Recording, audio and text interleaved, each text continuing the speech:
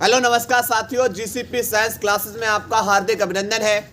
जैसा कि बेटा हम पढ़ रहे हैं फिजिक्स में चैप्टर नंबर 6 जिसका नाम है विद्युत चुम्बकीय प्रेरण।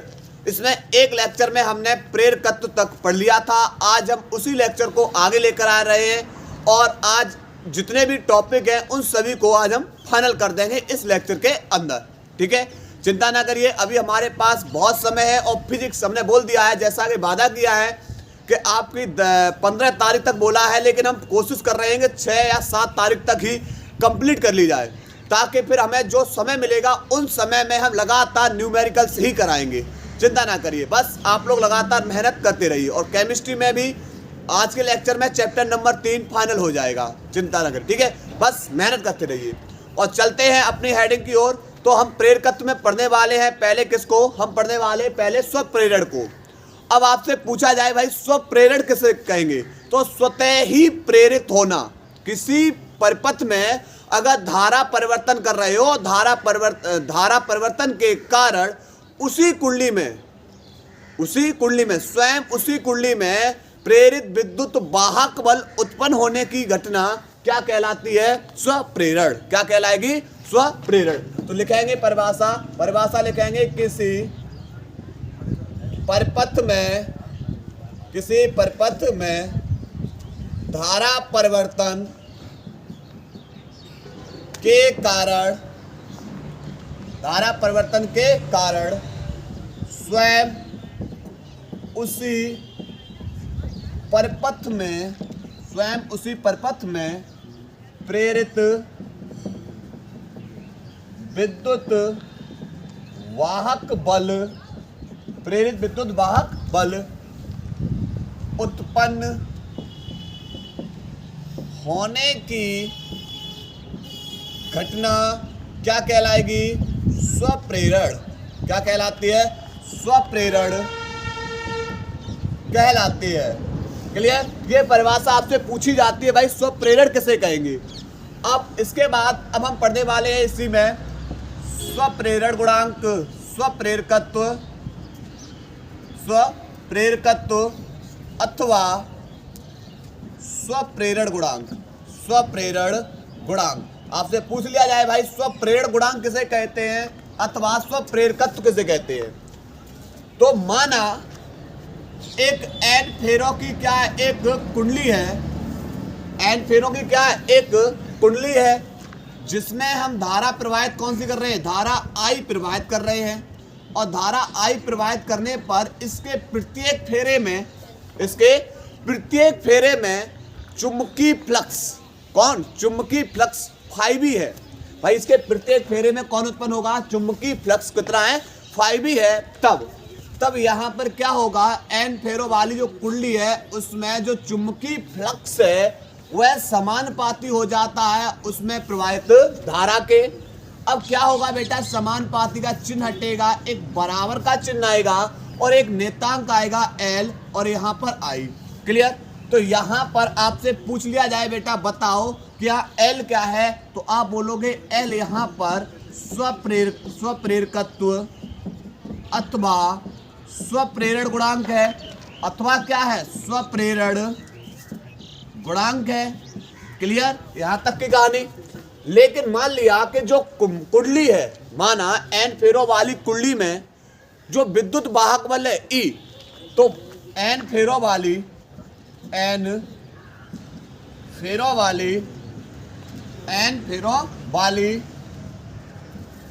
कुंडली में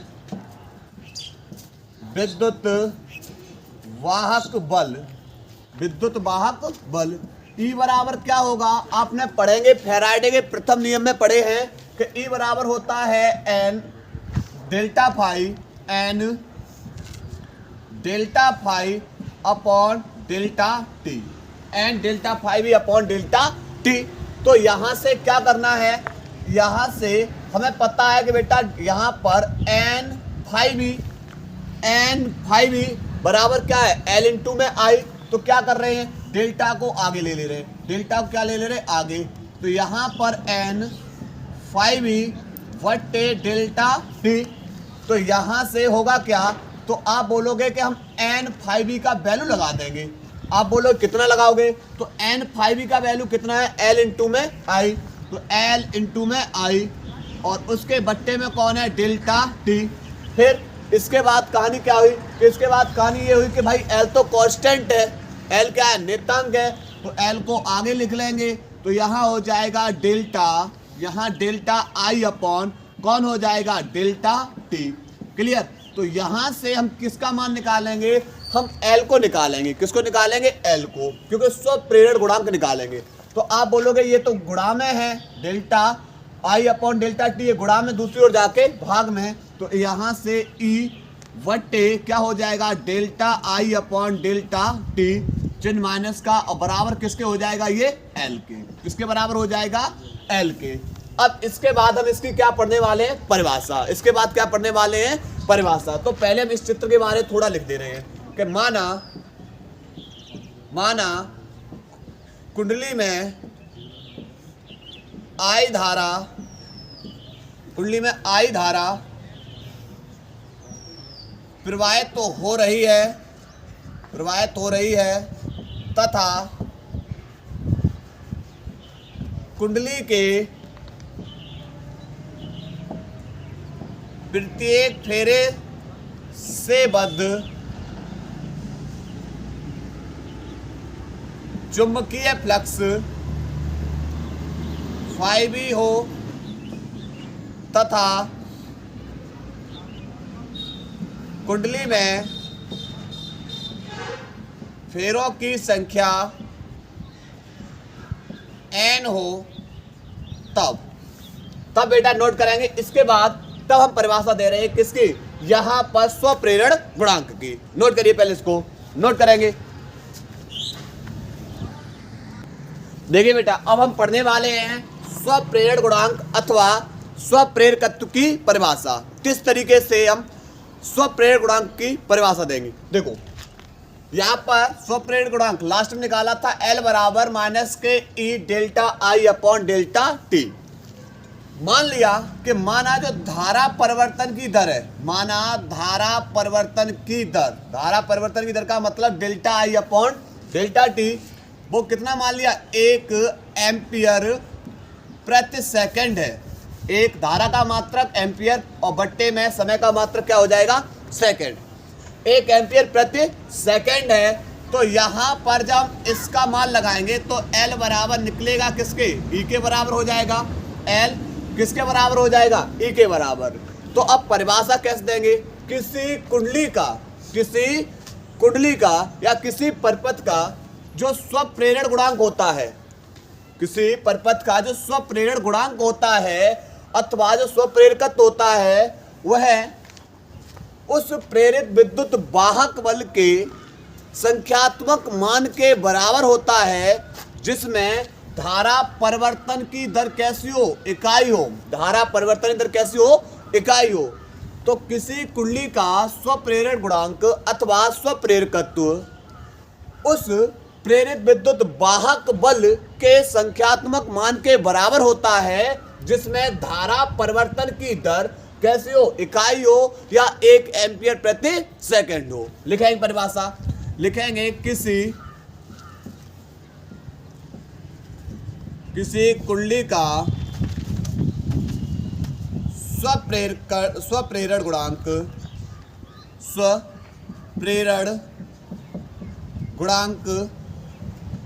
अथवा स्वप्रेरकत्व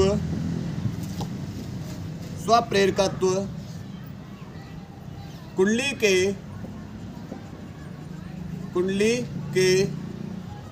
उस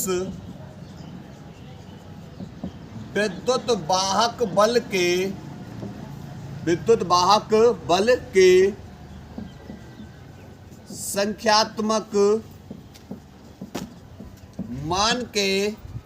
संख्यात्मक मान के बराबर होता है जिसमें धारा परिवर्तन की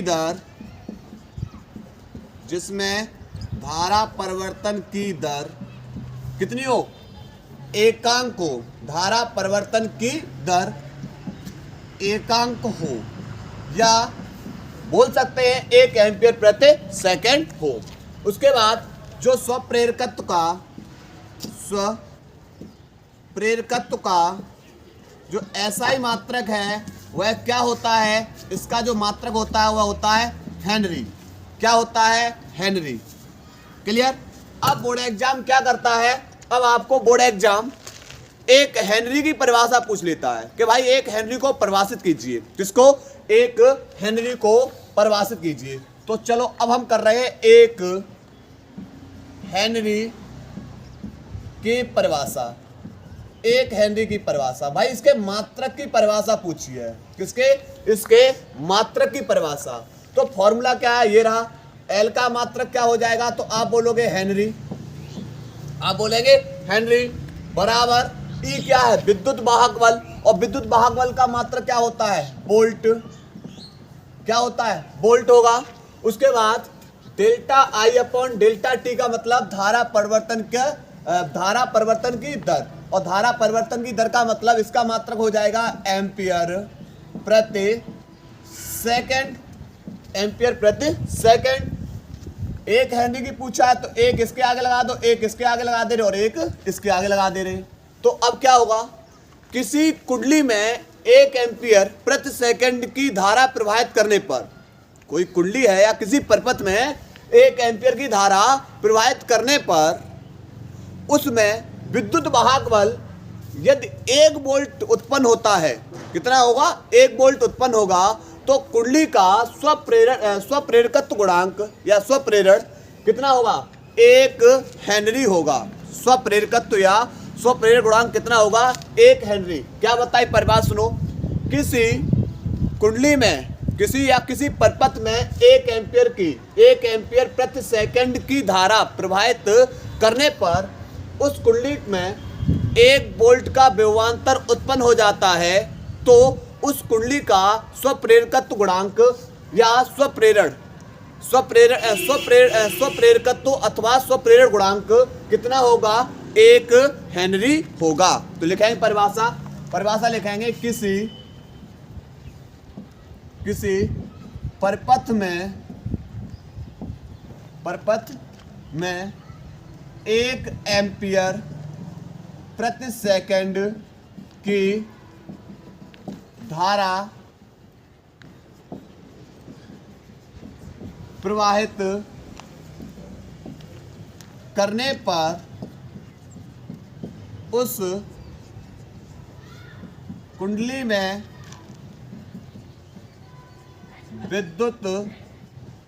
उस कुंडली में 1 वोल्ट का विद्युत वाहक बल उत्पन्न होता है। उस कुंडली में 1 वोल्ट का विद्युत वाहक बल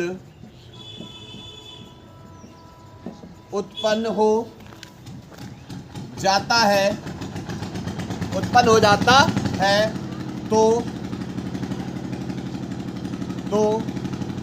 कुंडली का स्वप्रेरकत्व 1 हेनरी होगा। स्वप्रेरकत्व कितना होगा? 1 हेनरी होगा। क्लियर। इसके बाद बेटा इसके मात्र को बता रहे हैं, नोट करिए, इसको नोट करेंगे। इसके बाद बेटा हम पढ़ने वाले हैं स्वप्रेरण गुणांक अथवा स्वप्रेरकत्व का मात्रक।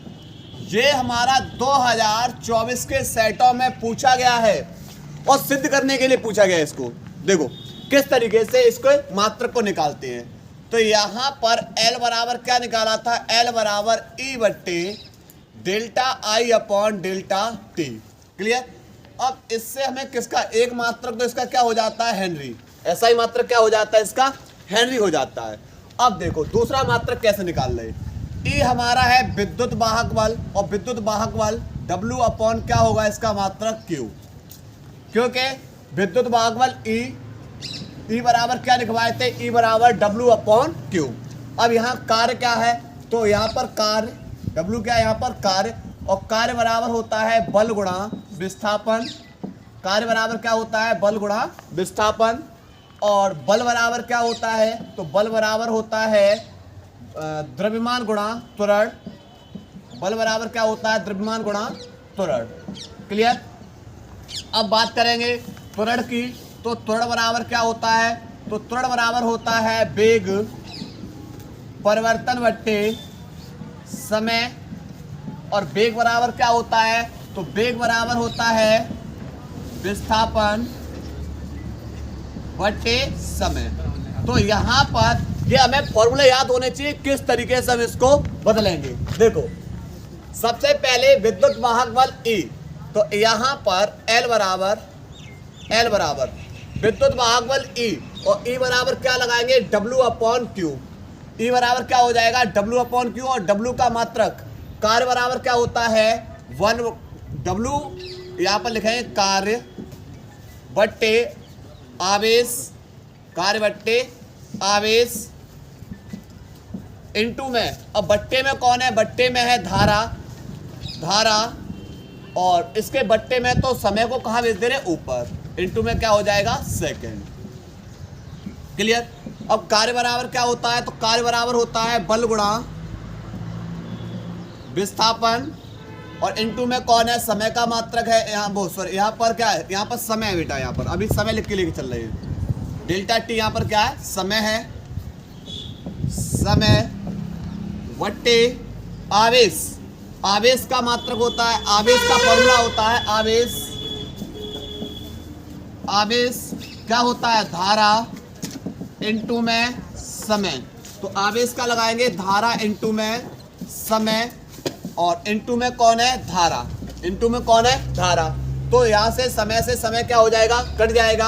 अब लगा दे रहे मात्रक, बल का मात्रक होता है न्यूटन, विस्थापन क्या है, विस्थापन मतलब दूरी है, और दूरी का मात्रक क्या होता है मीटर, बट्टे इस धारा का मात्रक एम्पियर, और इनटू में इस धारा का मात्रक क्या है, एम्पियर। तो यहाँ पर L बराबर हो जाएगा न्यूटन इनटू में मीटर प्रति, एम्पियर का गुणा एम्पियर में करेंगे तो क्या हो जाएगा, एम्पियर स्क्वायर। क्लियर। यहाँ पर किसका मात्रक निकाल लिया हमने निकाल लिया स्वप्रेरण गुणांक अथवा स्वप्रेरकत्व का मात्रक। क्लियर। नोट करेंगे, इसको नोट करिएगा।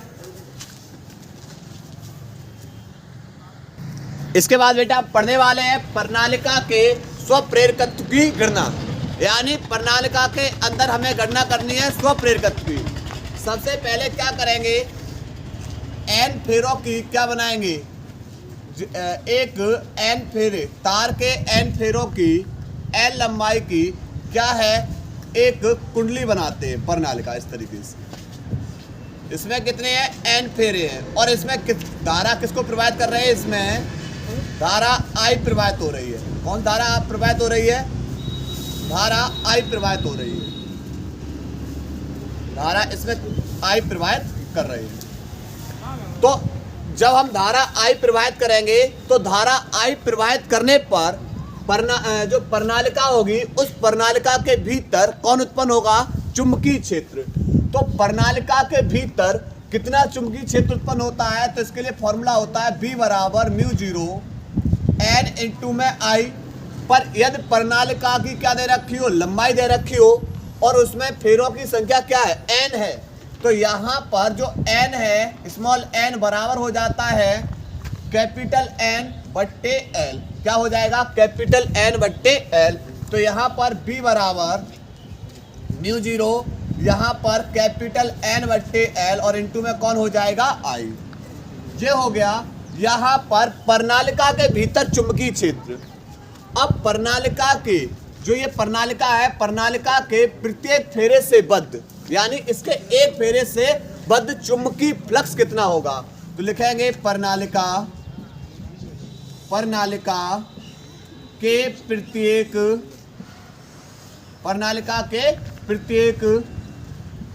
फेरे से बद्ध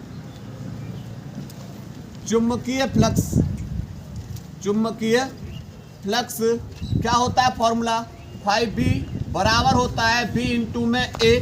5B बराबर क्या होता है, B इंटू में A। तो यहाँ से B का वैल्यू लगाएंगे यहाँ पर, तो यहाँ लगाएंगे तो B का वैल्यू निकाला है μ0 इंटू में N अपॉन L इंटू में I, और इंटू में कौन है यहाँ पर A, और A यहाँ पर क्या है, A प्रणालिका का यहाँ पर क्या है, क्षेत्रफल है। प्रत्येक फेरे का क्या है यहाँ पर क्षेत्रफल, और क्षेत्रफल एरिया बराबर क्या हो जाएगा, एरिया बराबर हो जाएगा पाई आर स्क्वायर। तो यहाँ पर फाइव बी बराबर हो जाएगा, फाइव बी बराबर म्यू जीरो इंटू में एन अपॉन एल इंटू में आई, और एक ही जगह क्या लगाएंगे पाई आर स्क्वायर। आर क्या है यहाँ पर त्रिज्या हो जाएगी। क्लियर। ये प्रणालिका के प्रत्येक फेरे से बद्ध चुंबकीय फ्लक्स है। अब यहाँ पर ऐसी प्रणालिका में कितने फेरे हैं तार के, तो आप बोलोगे एन फेरे हैं। तो एन फेरों से बद्ध चुंबकीय फ्लक्स कितना हो जाएगा, तो एन फेरों से बद्ध चुंबकीय फ्लक्स फाइव बी बराबर, आप बोलोगे यहाँ पर एन से क्या कर देंगे गुणा कर देंगे। जब एक फेरे के लिए चुंबकीय फ्लक्स इतना है, हमें क्या बताना एन फेरे के लिए, क्योंकि इसमें तार के कितने फेरे हैं, आप बोलोगे एन फेरे हैं। तो एन फेरों से बद्ध चुंबकीय फ्लक्स, तो एन से क्या कर देंगे मल्टीप्लाई म्यू जीरो इंटू में एन अपॉन एल, उसके बाद यहाँ पर आई इंटू में पाई आर स्क्वायर। ठीक है। अब एन का एन में गुणा करेंगे तो यहाँ हो जाएगा एन स्क्वायर, तो म्यू जीरो इंटू में एन स्क्वायर इंटू में आई इंटू में पाई आर स्क्वायर, और बट्टे में कौन हो जाएगा एल। ये हो गया प्रणालिका के भीतर उपस्थित जो प्रणालिका के एन फेरों में चुंबकीय फ्लक्स। कौन है चुंबकीय फ्लक्स। अब बात करेंगे हमें निकालना क्या है, हमें निकालना है इसका स्वप्रेरकत्व। क्या निकालना है स्वप्रेरकत्व।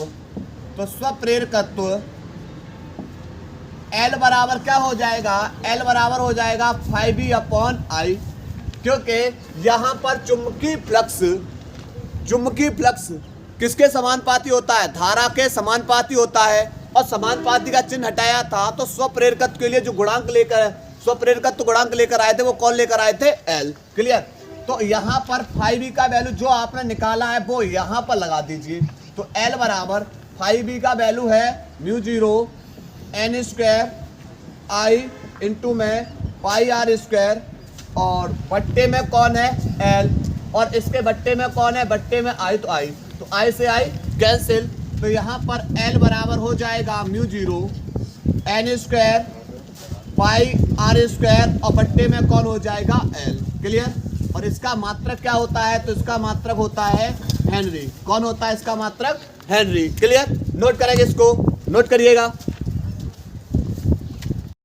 इसके बाद पढ़ने वाले हैं अन्योन्य प्रेरण।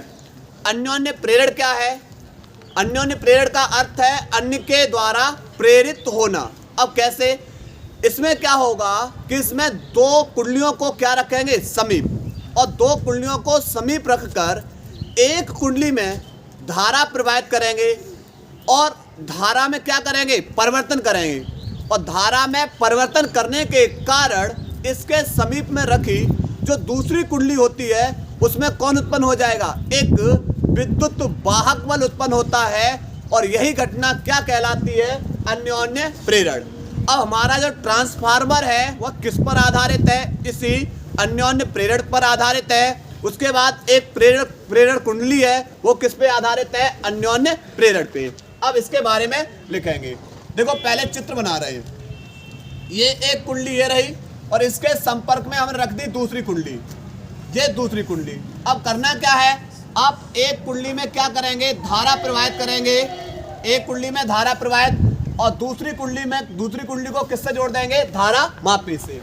तो एक कुंडली में जब धारा प्रवाहित करेंगे तो इसके संपर्क में दूसरी कुंडली रखी है, और धारा प्रवाहित करके, और धारा में क्या करेंगे परिवर्तन, धारा में परिवर्तन के कारण इसके संपर्क में रखी जो दूसरी कुंडली है, और इसमें कौन उत्पन्न हो जाएगा, विद्युत वाहक बल, और यही घटना क्या कहलाएगी अन्योन्य प्रेरण। तो लिखेंगे यदि दो समीप रखी कुंडलियों में से, दो समीप रखी कुंडलियों में से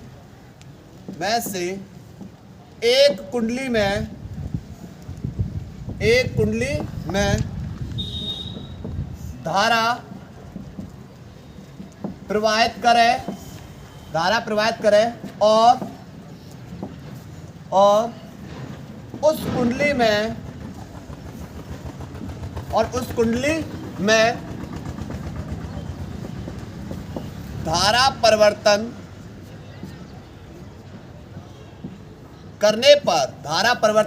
करने पर उसके संपर्क या उसके समीप रखी दूसरी कुंडली में एक विद्युत वाहक बल उत्पन्न होता है। एक विद्युत वाहक बल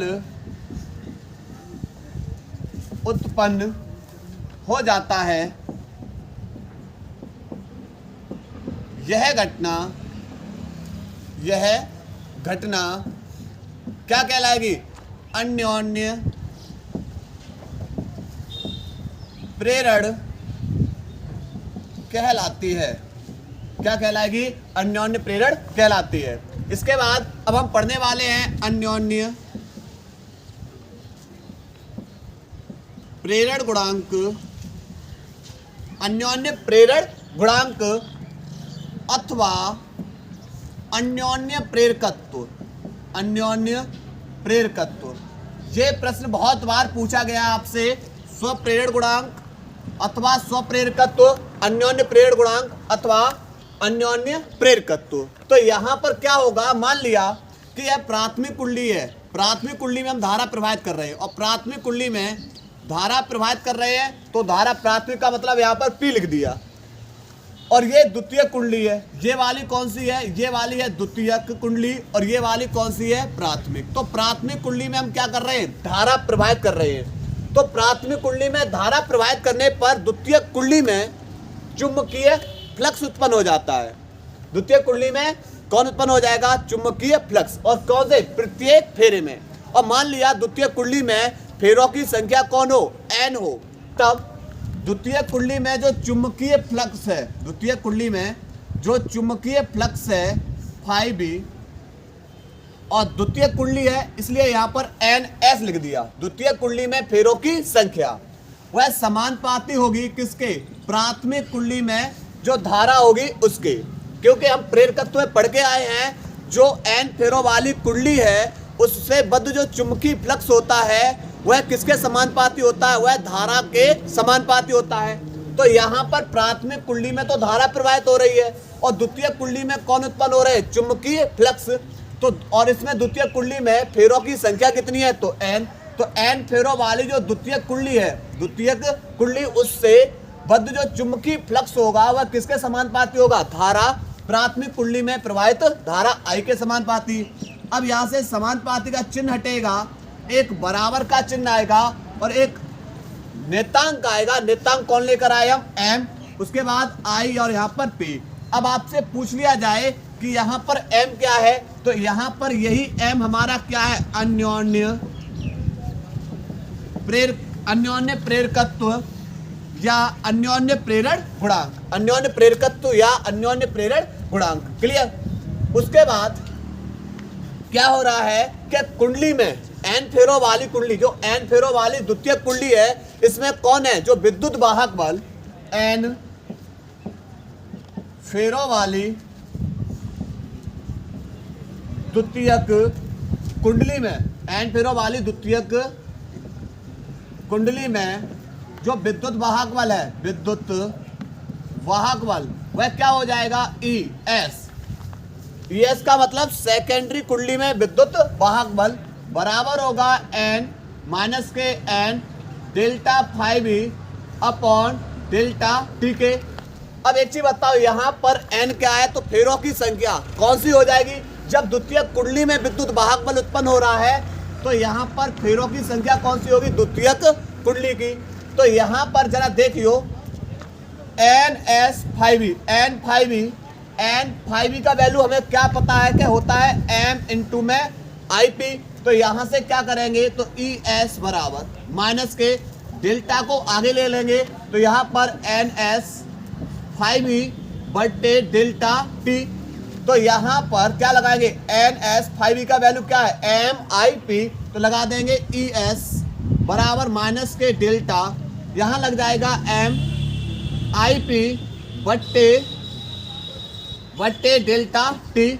अब यहाँ पर m तो क्या है, नेतांक है, तो m नेतांक है, तो m को क्या कर लेंगे, आगे ले लेंगे, तो m को आगे लिख लेंगे, तो यहाँ पर डेल्टा IP बट्टे क्या हो जाएगा, डेल्टा t हो जाएगा। अब करना क्या है, अब करना ये है कि यहाँ पर हमें इस m का मान बताना है। किसका बताना है, m को बताना है। तो ये किस में है, गुणा में है, दूसरी ओर जाके किस में हो जाएगा, भाग में। तो ES बट्टे delta I upon delta T, चिन्ह इसके आगे माइनस का, बराबर किसके हो जाएगा, m के। क्लियर।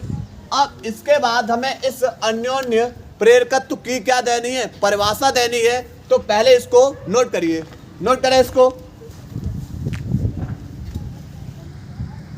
इसके बाद बेटा हम पढ़ने वाले हैं अन्योन्य प्रेरण गुणांक की परिभाषा, क्योंकि ये भी आपसे बहुत बार पूछी जाती है। कैसे निकालेंगे, जैसे हमने पढ़ा स्वप्रेरण गुणांक की परिभाषा, ऐसे ही हम पढ़ेंगे अन्योन्य प्रेरण गुणांक की परिभाषा। इसमें क्या है, IP का मतलब आप समझ में आ गया, क्या है, प्राथमिक कुंडली में धारा, और डेल्टा टी का मतलब परिवर्तन है समय में। ठीक है, तो धारा, प्राथमिक कुंडली की धारा में जो परिवर्तन है वह है delta IP upon delta T. और ES क्या है, तो ES का मतलब है द्वितीय कुंडली में विद्युत वाहक बल। ठीक है, तो यहां पर मैंने मान लिया कि माना IP delta IP upon delta T बराबर कितना, 1 एम्पियर प्रति सेकंड। प्राथमिक कुंडली में धारा परिवर्तन की दर, प्राथमिक कुंडली में धारा परिवर्तन दर कितना, 1 एम्पियर प्रति सेकंड। तो जब यहाँ 1 लगाओगे तो m बराबर किसके हो जाएगा, तो m बराबर हो जाएगा ES के। ES का मतलब द्वितीय कुंडली के विद्युत वाहक बल के। तो परिभाषा क्या हो जाएगी, किन्हीं दो कुंडलियों के बीच अन्योन्य प्रेरण गुणांक या अन्योन्य प्रेरकत्व द्वितीय कुंडली के उस विद्युत वाहक बल के बराबर होता है जिसकी प्राथमिक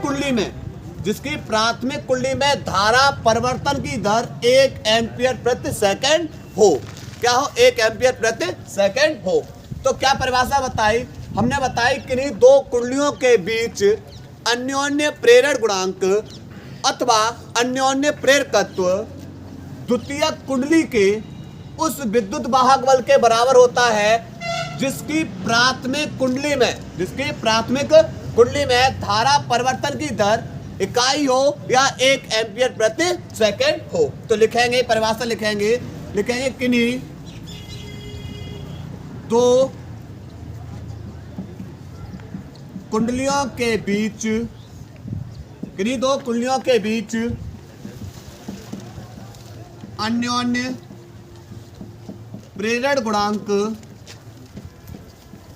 अथवा अन्योन्य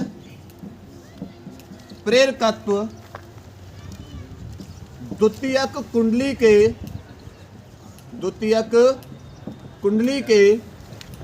उस विद्युत वाहक बल के बराबर होता है, उस विद्युत वाहक बल के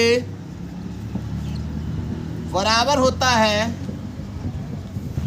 होता है जिसकी प्राथमिक कुंडली में धारा परिवर्तन की दर इकाई हो। धारा परिवर्तन दर क्या हो, इकाई हो। क्लियर। और इसका मात्रक बिल्कुल सेम रहेगा जो आपने स्वप्रेरकत्व के लिए पढ़ा, वही अन्योन्य प्रेरकत्व के लिए हो जाएगा। इसका मात्रक होता है, एक तो ऐसा ही मात्रक क्या हो जाएगा, हेनरी हो जाएगा, और दूसरा मात्रक जो निकलवाया था वो बेटा। क्लियर। तो यहाँ पर ये हमने किसको पढ़ लिया, अन्योन्य प्रेरण गुणांक को। नोट करिए, इसको नोट करेंगे। इसके बाद बेटा हम पढ़ने वाले हैं दो समतल कुंडलियों के मध्य अन्योन्य प्रेरकत्व। किसको पढ़ने वाले, दो समतल कुंडलियों के बीच अन्योन्य प्रेरकत्व। तो देखते हैं कैसे। मान लिया दो कुंडलियां ली और दोनों का अक्ष कैसा है, एक ही है। दो समतल कुंडलियां हैं, दोनों का अक्ष क्या है, एक ही है, समाक्षी है, समान अक्ष वाली है। इसका मध्य बिंदु O है, O से प्राथमिक कुंडली की त्रिज्या मान लिया R1 है, O से, और द्वितीय कुंडली की जो त्रिज्या है वो कौन सी मान ली मैंने, R2 है। इसके बाद प्राथमिक कुंडली में जो फेरों की संख्या है वो मान लिया N1 है, और द्वितीय कुंडली में जो फेरों की संख्या कैसी है, N2 है। तो क्या होगा कि अगर हम प्राथमिक कुंडली में अगर हम धारा प्रवाहित करेंगे, प्राथमिक कुंडली में जब हम धारा प्रवाहित करेंगे तो प्राथमिक कुंडली में धारा प्रवाहित करने पर कुंडली के केंद्र पर, क्योंकि अक्ष पे निकालना है, समाक्षी है, तो कुंडली के केंद्र पर उत्पन्न चुंबकीय क्षेत्र। तो लिखेंगे प्राथमिक कुंडली में धारा प्रवाहित करने पर कुंडली के केंद्र पर चुंबकीय क्षेत्र। और भाई कुंडली के केंद्र पर चुंबकीय क्षेत्र के लिए फॉर्मूला क्या होता है, तो होता है μ0 I/2R। I अपॉन क्या होता है, 2R। इसके कहां पर, कुंडली के केंद्र पर। तो यहां पर देखेंगे कि कुंडली जो प्राथमिक कुंडली है इसकी जो त्रिज्या है वो कितनी है, R1 है। तो यहां पर त्रिज्या कौन सी हो जाएगी, R1। मान लिया कुंडली में फेरों की संख्या कितनी है, कुंडली में कितने फेरे, N फेरे हैं। माना कुंडली में कितने, N1, इसमें कितने फेरे हैं, N1 फेरे हैं। तब B बराबर क्या हो जाएगा, B बराबर N1 से मल्टीप्लाई कर देंगे तो N1 μ0 I अपॉन क्या हो जाएगा, 2R1। क्लियर। ये हो गया प्राथमिक कुंडली में जिसमें फेरों की संख्या N1 है उसके केंद्र पर चुंबकीय क्षेत्र। अब इसके संपर्क में कौन सी रखी है, द्वितीय कुंडली। तो द्वितीय कुंडली में कौन उत्पन्न होगा, चुंबकीय फ्लक्स। इसके संपर्क में, प्राथमिक कुंडली के चुंबकीय क्षेत्र के संपर्क में रखी द्वितीय कुंडली में कौन उत्पन्न हो जाएगा, चुंबकीय फ्लक्स। क्यों, क्योंकि भैया चुंबकीय बल रेखा निकलेंगी द्वितीय कुंडली से, तो कौन बन जाएगा, चुंबकीय फ्लक्स। तो लिखेंगे प्राथमिक कुंडली के चुंबकीय क्षेत्र के संपर्क में रखी दूसरी कुंडली में उत्पन्न चुंबकीय फ्लक्स। तो आप बोलोगे यहां पर हो जाएगा फाई बराबर क्या हो जाएगा, फाई बराबर हो जाएगा B इंटू में A। फाई बराबर क्या हो जाएगा, B इंटू में A। अब यहाँ पर फाई भी बराबर, पर यहाँ पर ये चुंबकीय क्षेत्र किसके कारण आया, तो आप बोलोगे इस प्राथमिक कुंडली के कारण। तो यहाँ लगा देंगे फाई B बराबर, B का वैल्यू कितना है, तो बोलेंगे N1 μ0 I अपॉन 2R1। उसके बाद यहाँ पर A क्या है, तो A द्वितीय कुंडली का क्या हो जाएगा, यहाँ पर क्षेत्रफल और यहाँ पर क्षेत्रफल एरिया बराबर क्या हो जाएगा, पाई R स्क्वायर। पर दूसरी कुंडली की जो त्रिज्या है, दूसरी वाली कुंडली की त्रिज्या क्या है, R2। तो यहाँ पर क्या लगा देंगे, R2। क्या लगा देंगे, R2। तो यहाँ पर द्वितीय कुंडली के प्रत्येक फेरे से बद्ध जो चुंबकीय फ्लक्स है वो कितना है, 5 भी है। लेकिन इसमें क्या है, द्वितीय कुंडली से बद्ध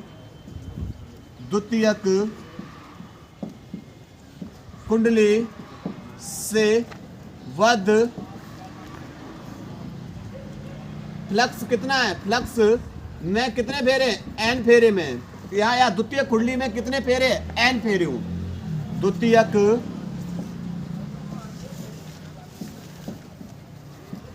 कुंडली में N2 फेरे हो, द्वितीय कुंडली में कितने फेरे हो, N2। क्या माना हमने, N2 फेरे हो, तब क्या हो जाएगा, तब 5B बराबर। तो आप बोलोगे इसमें N2 से मल्टीप्लाई कर देंगे तो N2 इनटू में n1, n1 क्या है, प्राथमिक कुंडली में फेरों की संख्या μ0 I, इनटू में कौन है, पाई r2 का स्क्वायर और बट्टे में 2r1। क्लियर। अब करना क्या है, हमें निकालना क्या है, हमें निकालना है अन्योन्य प्रेरकत्व गुणांक। हमें क्या बताना है, अन्योन्य प्रेरक।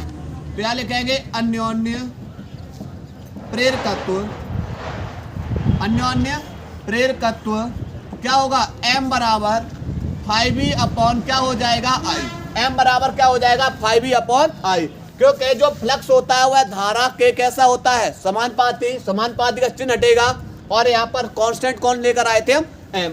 तो यहाँ 5e का वैल्यू लगा देंगे। तो 5e का वैल्यू है n2 n1 μ0 I pi r2 का स्क्वायर बट्टे 2r1 और इसके बट्टे में कौन है I। तो यहाँ से I से I क्या हो जाएगा, कट जाएगा। तो बचेगा कौन, तो बचेगा m बराबर μ0 इनटू में कौन बचेगा, n1 n2 n1 और n2, उसके बाद पाई r2 का स्क्वायर और बट्टे में 2r1। क्लियर। तो ये हमारा कौन निकलाएगा, ये हमारा निकलाएगा दो कुंडलियों के बीच अन्योन्य प्रेरकत्व और इसका मात्रक क्या होगा, इसका मात्रक होता है हेनरी। ठीक है। तो ये था हमारा चैप्टर नंबर 6। जितना हमने इम्पोर्टेंट टॉपिक थे वो सबके सब करा दिए हैं। तो हम अपनी क्लास को यही ब्रेक कर रहे हैं। धन्यवाद।